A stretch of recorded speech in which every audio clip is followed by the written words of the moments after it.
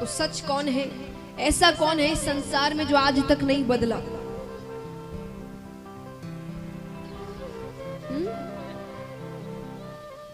कौन है?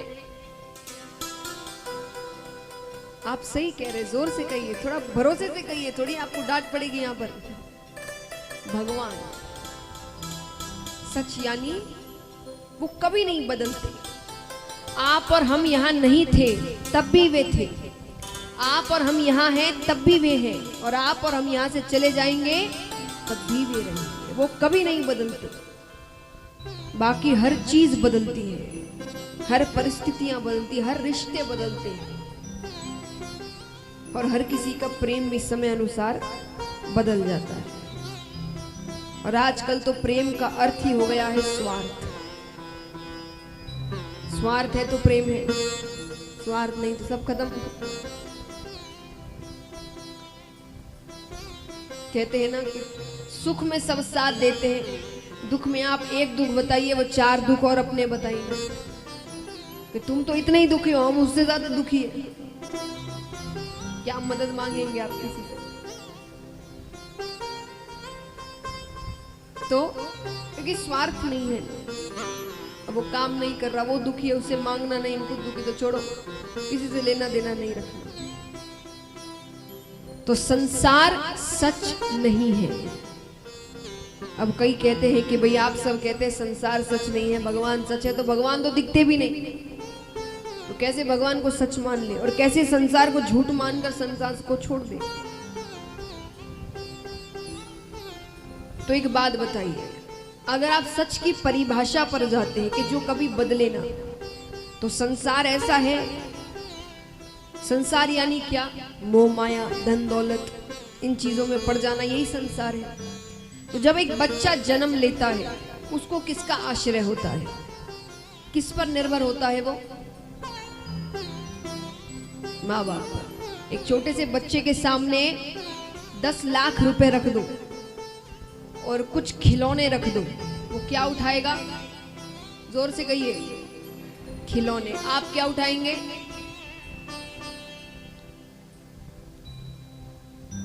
बदल गया आश्रय, है ना? कुछ सालों में ही बदल गया आश्रय। तो बचपन में माता पिता, खिलौने, खेल कूद हमारा आश्रय था। बड़े हुए तो पढ़ाई आश्रय हो गया। कुछ उस उम्र में पैसे इतना नहीं सोचता, पढ़ाई कर रहे हैं, पढ़ाई आश्रय हो गया। फिर और जवानी आती है, धन आश्रय हो जाता है, धन कमाना है। फिर थोड़ी दूर जाते हैं तो अपना परिवार आश्रय हो जाता है। धन से ज्यादा अपना परिवार अच्छा लगता है कि जो कर रहे हैं उनके लिए कर रहे हैं। और बुढ़ापा आते आते तक अगर फिर कोई अंत समय में ये कहे कि तुम्हारे पास रहने के 10 दिन है, बस अब 10 दिन बाद, तो उस 10 दिन में तुम्हें या तो हम 1 करोड़ रुपए दे सकते हैं, या वो 10 दिन पूरी तरीके से परिवार के साथ रहने दे सकते हैं। क्या चुनोगे? परिवार। कितना आश्रय बदला। वही अगर जवानी के समय कोई 1 करोड़ रुपए दे दे, सब छोड़ छाड़ के निकल जाए। तो एक ही जीवन में कितनी बार आश्रय बदल गया हमारा। लेकिन जन्म लेने से मृत्यु तक एक ऐसा आश्रय बताइए जो नहीं बदला। हाँ, ईश्वर का। एक छोटे से बच्चे को हम सिखाते हैं हाथ जोड़ने के लिए, कहते हैं ना जय जय करो, तो वो हाथ जोड़ लेता है, और अंत में तो ऐसे ही भगवान का नाम लेते रहते हैं। तो जन्म से लेके मृत्यु तक एक ही ऐसा आश्रय था जो कभी नहीं बदला, वो था भगवान का आश्रय। तो संसार को सच नहीं मानने का अर्थ मैं आपसे ये नहीं कह रही वैराग्य ले लीजिए, नहीं। संसार में रहना है, परिवार में रहना है, व्यापार करना है, धन कमाना है, लेकिन ये जानते हुए कि ये सब सच नहीं है। क्योंकि इनके चक्कर में अगर पढ़ते पढ़ते भगवान को भूल जाओगे, मतलब उसको सच मान चुके। और ये सब करते करते भी भगवान में आस्था रहेगी तो ये पता होगा कि ये सब सच नहीं है। ये तो संसार में रह रहे हैं, तो जीवन चलाने के लिए करना ही पड़ेगा। अब परिवार है तो धन नहीं कमाओगे तो परिवार चलेगा कैसे? तो भगवान को भूलना नहीं है, वो आस्था नहीं खत्म करनी है। तो सच यानी भगवान, आनंद यानी हम आनंद को बाहर खोजने की कोशिश करते हैं। यहाँ चले जाएंगे तो बड़ा आनंद आ जाएगा, ये सुन लेंगे तो बड़ा आनंद आ जाएगा, वो देख लेंगे तो बड़ा आनंद आ जाएगा, पर ये कुछ समय के आनंद होते हैं। यानी आनंद के लिए हम किसी और पर निर्भर हैं।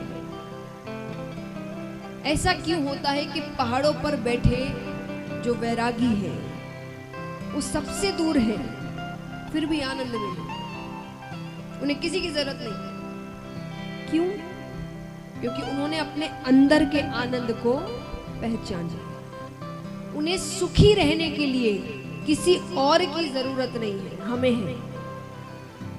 हमने तो अपने दुख सुख का रिमोट किसी और के हाथ में देकर रखा है और वो मन चाहे जैसे उसका इस्तेमाल करता है।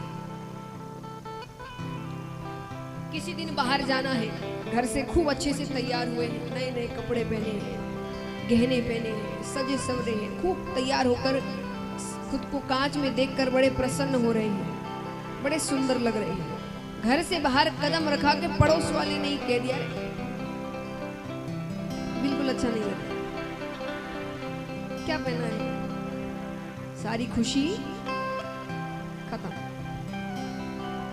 है ना। भले ही खुद ने 10 बार खुद को देख लिया है अच्छा लग रहा है, लेकिन बाहर वाले ने कह दिया अच्छा नहीं लग रहा तो सारी खुशी, और भले ही उसने ध्यान से देखा भी नहीं होगा। अर्थ क्या है? हमने अपनी खुशियों का रिमोट किसी और के हाथ में देकर रखा। तुम खेलो इससे, तुम जैसा करोगे हम वैसे ही। किसी ने आपको क्रोधित कर दिया, कुछ कहकर हम क्रोधित हो गए, चिल्लाने लग गए, खून किसका जला?